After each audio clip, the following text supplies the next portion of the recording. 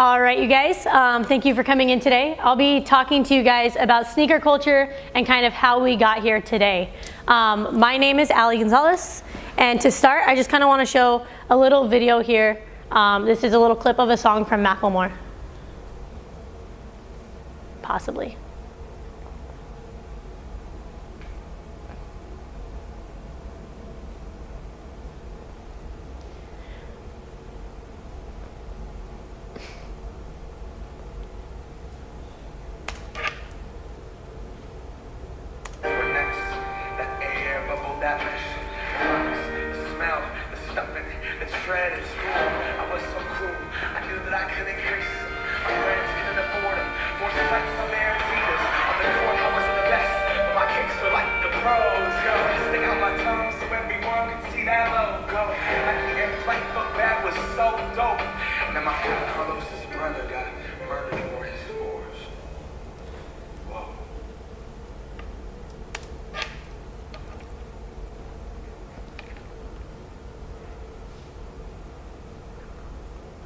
So fours are just a pair of Jordans that he references in there.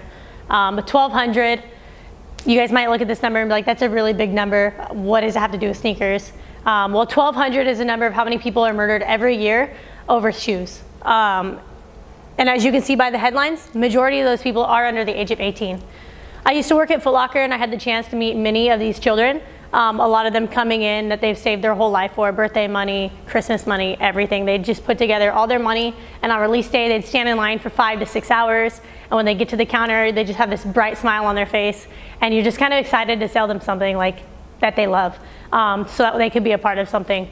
And these kids, they walk out the doors within weeks or within days or within minutes, they get murdered.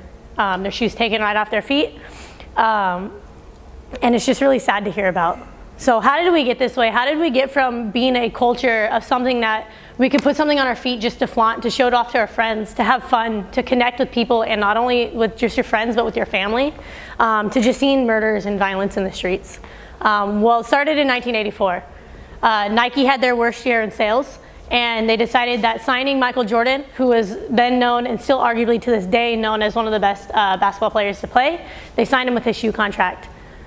1 year later, in 1985, they decided to release their first Air Jordan. It was the Air Jordan 1 Chicago. This is what is known to be the start of sneaker culture. After that, in 1986, Nike released the Air Force 1. The Air Force 1 was known as the felon shoe, and the reason this was is because drug dealers all over the streets decided they needed to spend most of their money on their shoes so they can flaunt that they had money. They decided to keep them clean and white, and this instantly became a classic, even though it had a bad rap. With this shoe and the Air Jordans, sneaker prices started to jump. And even though they're so expensive, they had limited pairs. So retailers would just release very few, 12 to 24 pairs of shoes per door. They release them about one time a year on one day at one time, and it's at midnight. So as you can see in these pictures over here, these lines would go for blocks in the middle of the night.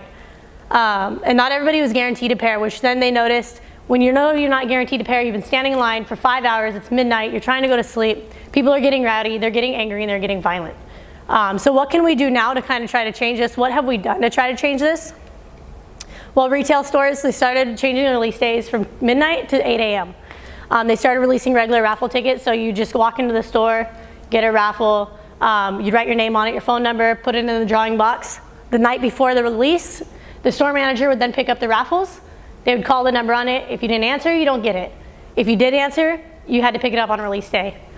Now that we're in the digital age, a lot of places like Foot Locker in that top hand corner, Nike on the bottom, they're using apps.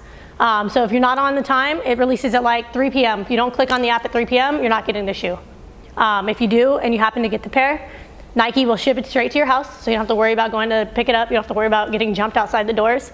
However, Foot Locker, you still have to go pick it up. And that's still kind of a little bit how we're still violent in these days. So at 3 p.m., if you don't pick up your reservation, it's released to the public.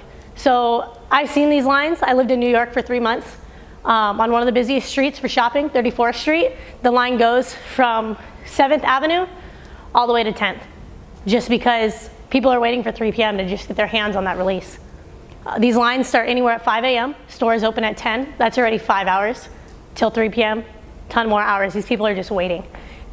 Once it hits 3, if they walk in, they don't have it, and they see you walking past them, they'll do whatever they can to get their hands on it.